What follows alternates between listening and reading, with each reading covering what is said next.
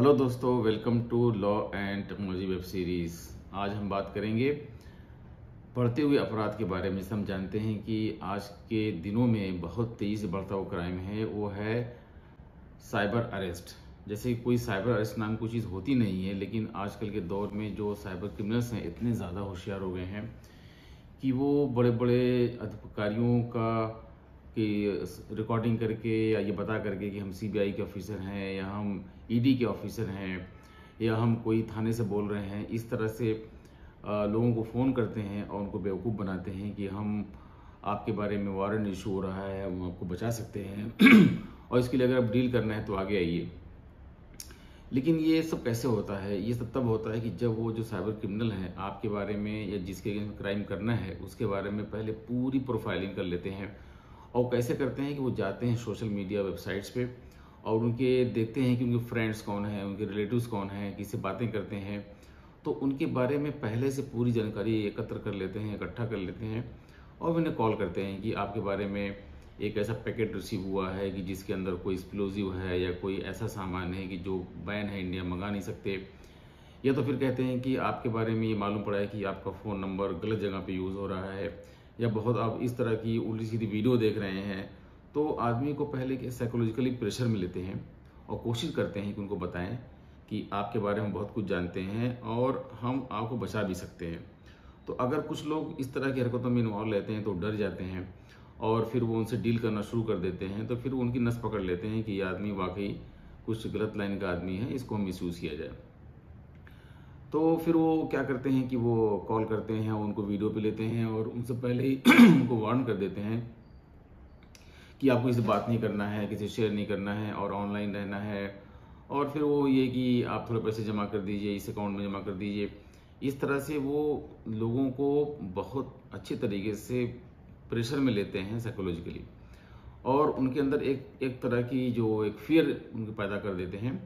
और फियर पैदा करने के बाद उनसे जो है वो प्ले करते हैं और ये कहते हैं कि आप एक साइबर अरेस्ट में हैं और इसकी वजह से फिर आप किसी से बात नहीं कर सकते, किसी से को बता भी नहीं सकते और ये सीक्रेट डील होने जा रही है आपके साथ। इस तरह से हम देखें कि लोगों ने करोड़ों करोड़ों रुपया गंवा दिया है और इसलिए इसकी बहुत ज़्यादा सख्त ज़रूरत है। तो हमारा ये जो चैनल है, चैनल का भी एक पर्पज़ ये है कि लोगों को अवेयर किया जाए, लोगों को बताया जाए ताकि जो ये साइबर क्राइम हो रहे हैं, जो लोग अनजाने में शिकार बन जा रहे हैं, वो उनसे बच सकें।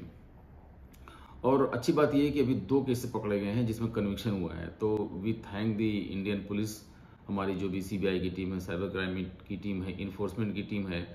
बहुत अच्छी बात है कि बहुत जल्दी से उन्होंने 2 केसेस में उन्होंने कन्विक्शन किया और ऐसे लोग जो एक बहुत बड़ा ग्रुप था जो इसमें इन्वॉल्व थे, लोगों को बेवकूफ़ बनाते थे, उनको पकड़ा गया है। मेरे ख्याल से ये बहुत अच्छी बात है कि इससे थोड़ा सा डिटरेंस आएगा और जो बहुत तेज़ी से क्राइम हो रहा था उसमें कमी आएगी।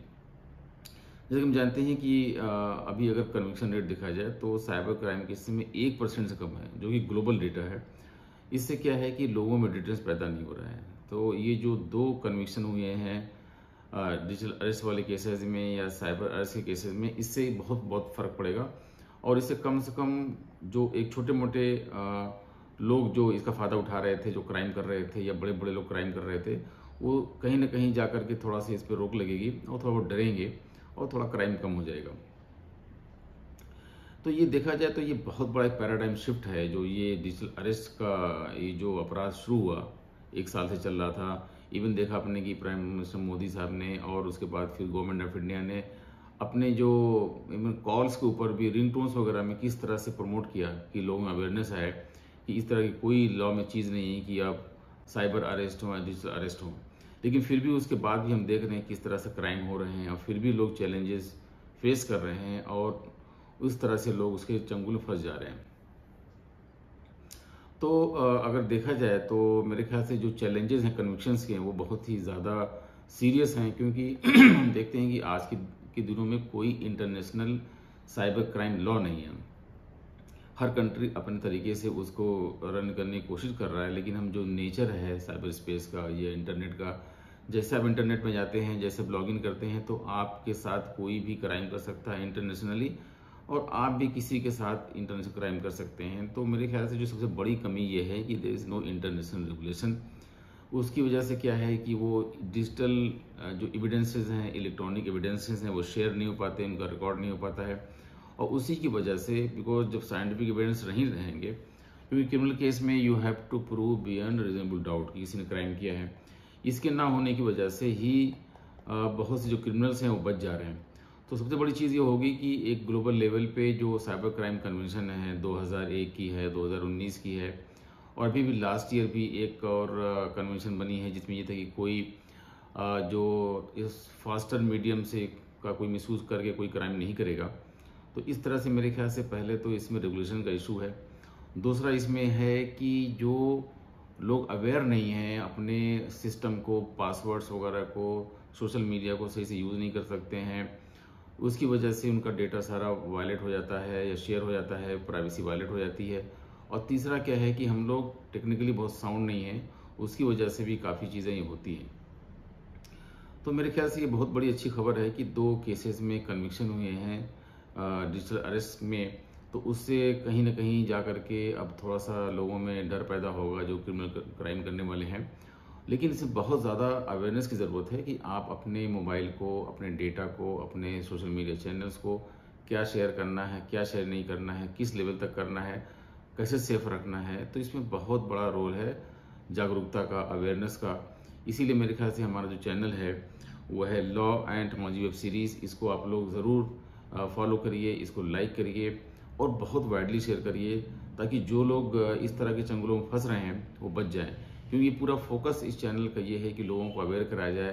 तरह तरह के जो नए तरीके से क्राइम हो रहे हैं, क्रिमिनल भी स्मार्ट हो रहे हैं, वो नए तरीके निकाल रहे हैं। और जब वो नया तरीका कॉमन होता है, उस पर गवर्नमेंट कंट्रोल लगाती है, पुलिस कंट्रोल लगाती है, तो फिर नया तरीका लेकर चले जाते हैं। तो आज जैसे बताया मैंने कि डिजिटल अरेस्ट में 2 कन्विक्शन हुए हैं। हो सकता है कि आने वाले दिनों में कोई नई तरह का क्राइम शुरू हो जाए और इस तरह से जो क्रिमिनल्स हैं वो आगे बढ़े चले जा रहे हैं। जैसे हम जानते हैं कि पहले जो क्राइम होते थे, लोग क्राइम करते थे, मोस्टली जो हैं जॉबलेस लोग हैं, फ्रस्ट्रेट हैं, परेशान हैं, इलिटरेट हैं, वो लोग क्राइम करते थे। लेकिन अब जो क्राइम कर रहे हैं वो हाईली टैलेंटेड लोग हैं, हाईली क्वालिफाइड लोग हैं, उसे बोलते हैं वाइट कॉलर क्राइम्स।